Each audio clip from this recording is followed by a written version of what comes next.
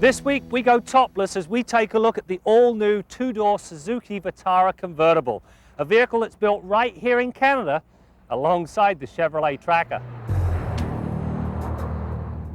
Suspension-wise, the new Vitara benefits in the same way as its bigger brother, the Grand, namely a fully boxed reinforced ladder frame and a new 5-link rear suspension. This and the reworked rack and pinion steering make the convertible eminently pointable. In the pylon test, however, it was very much a tiptoe affair. While the amount of body lean is more perceived than real, it sure puts a damper on the charge. The tall stance and its inherent disadvantage is short-lived, however, when you go off-road. On the two-door Vitara, the distance between the front wheel and the back wheel, well, it's a full 11 inches shorter than the four-door version. As a result, there's no chance of getting high-centered, but it makes for a choppy ride on the black stuff. Select 4 low and the Vitara is nothing short of amazing in its ability to tackle tough terrain. The pitching motion that's evident on-road, and it really does feel as though you're riding a rocking horse, becomes a non-issue off-road as the suspension does a great job of keeping the wheels on the dirt. The other thing that impresses is the amount of available grip, and this is with regular radial tyres. When equipped with a large set of mudders, you get the sense the Vitara would be unstoppable.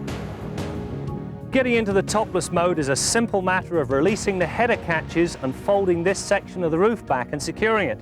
You then unzip the side windows and the backlight, something that's easier said than done.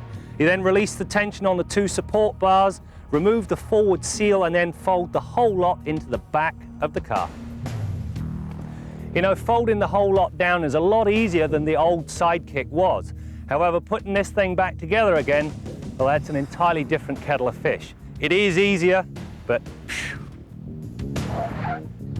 Stopping power comes from a front disc rear drum design that uses a decent anti-lock system for control. The stops are straight, fade-free and the pedal easily modulated. Whew. Decent enough stops, but there's still quite a lot of nosedive. The area the Sidekick lacked the most was motive power. With the Vitara, this concern is a thing of the past.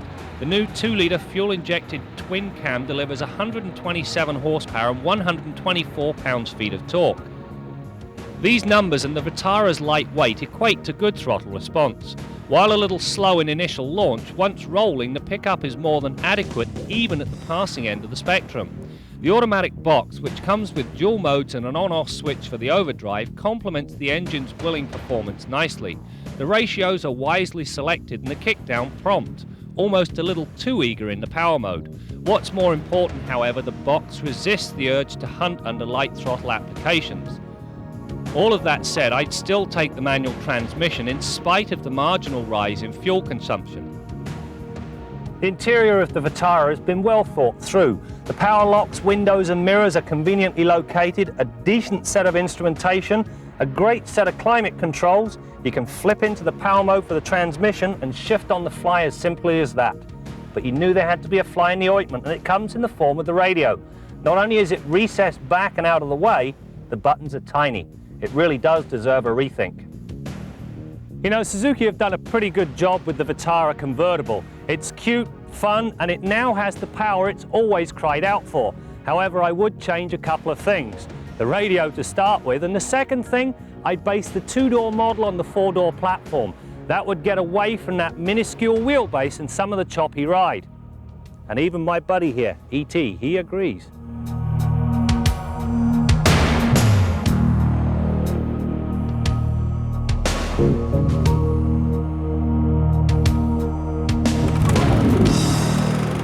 So here's the question, where were you 32 years ago? I know some of you weren't even a glint in your father's eye. As for me, well, I was in diapers but found time to get Motoring TV off the ground. And today I like to think we've got one of the best automotive video libraries in the world. If you agree, please give us the thumbs up and also subscribe. We'd really appreciate it.